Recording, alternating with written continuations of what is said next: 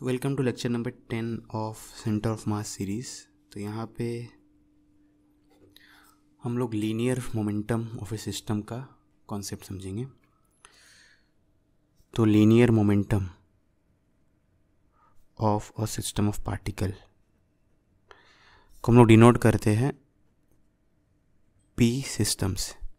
ठीक है, PSYS P system है ना।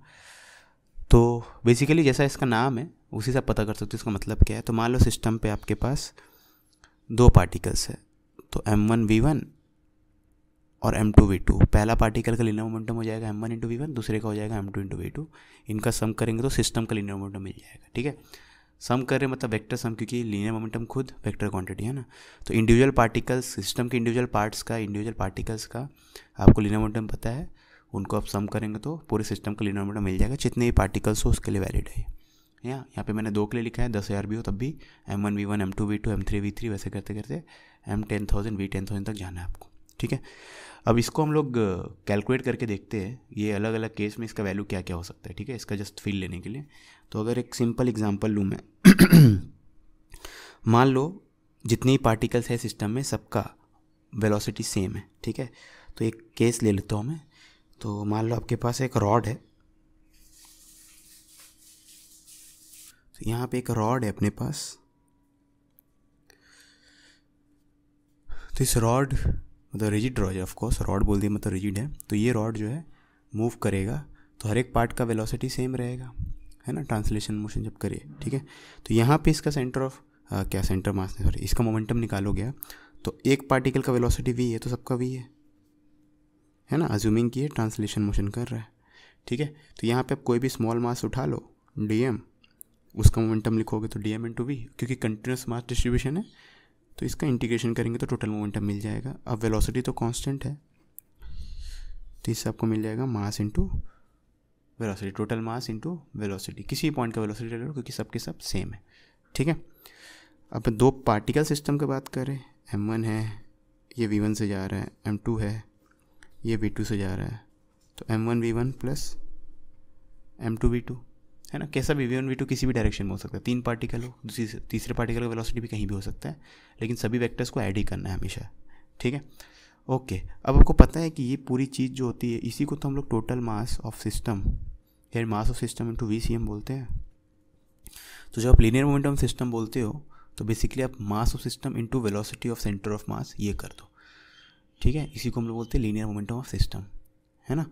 तो सपोज एक एग्जांपल लेता हूँ मैं, एक पार्टिकल जो है ये रेस्ट पे है और दूसरा पार्टिकल जो है v से मूव कर रहा है। तो यहाँ पे लीनियर मोमेंटम क्या हो जाएगा, M1 0 plus M2 × v divided by M1 plus M2। ठीक है, और M1 M2 अगर इक्वल हो गया तब लीनियर मोमेंटम हो जाएगा, M1 तो 0 हो गया तो this divided by M1 plus M1 या M2 प्लस M2, क्योंकि दोनों सेम है तो V2/2 हो जाएगा, है ना। मतलब बेसिकली एवरेज ऑफ वेलोसिटी हो जाएगा। ठीक है ना।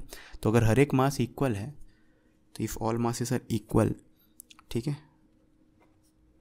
If all point masses are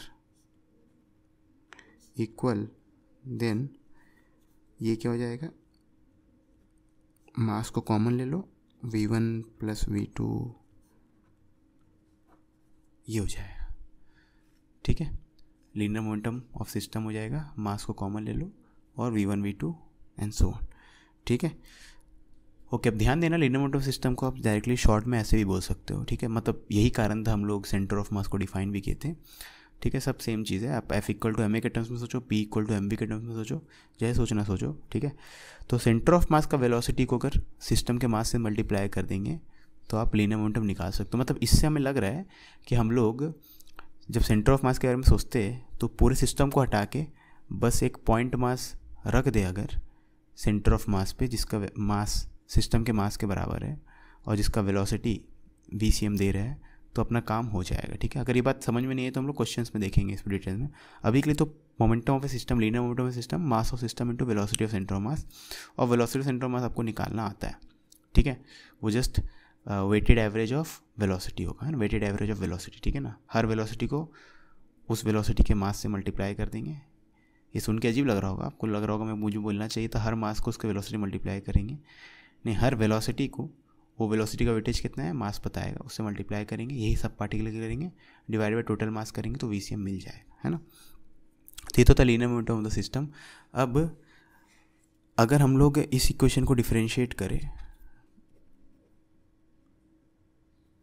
तो लीनियर मोमेंटम सिस्टम को डिफरेंशिएट करें तो हमें ये मिलेगा m सिस्टम VCM का डिफरेंशिएशन, ठीक है।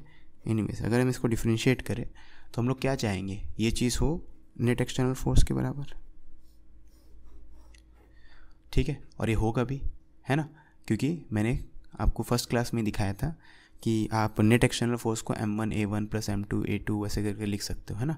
तो ये चीज़ हो जाएगा rate of change of linear momentum system net external force, ठीक है। अब नेक्स्ट सेक्शन में हम लोग देखेंगे इससे कैसे आगे बढ़ना है हमें, ठीक है। आप कुछ भूल रहे हो, ईमानदारी से बताना, करना है नहीं करना, करना है तो करो ना भाई, क्यों नहीं कर रहे।